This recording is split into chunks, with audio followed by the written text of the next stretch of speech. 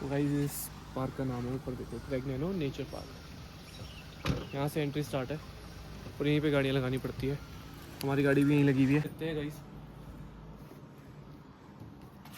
हाय, यहाँ दिखाओ कैमरामैन, कितना बढ़िया लग रहा है, कितना सुंदर है यार ये जगह।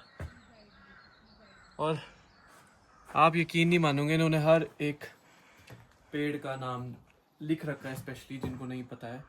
और जिनको भी अगर क्रेगनेनो आना है तो ये जो जगह है ये है कुफरी में नहीं है, ये शोबरा से बिल्कुल आगे जाके है ये, तो कुफरी मत चले जाना। तो मेरे को ये शेर दिखे है, मैंने सोचा इनके बीच बैठ के एक बार हम भी ऐसे थोड़ा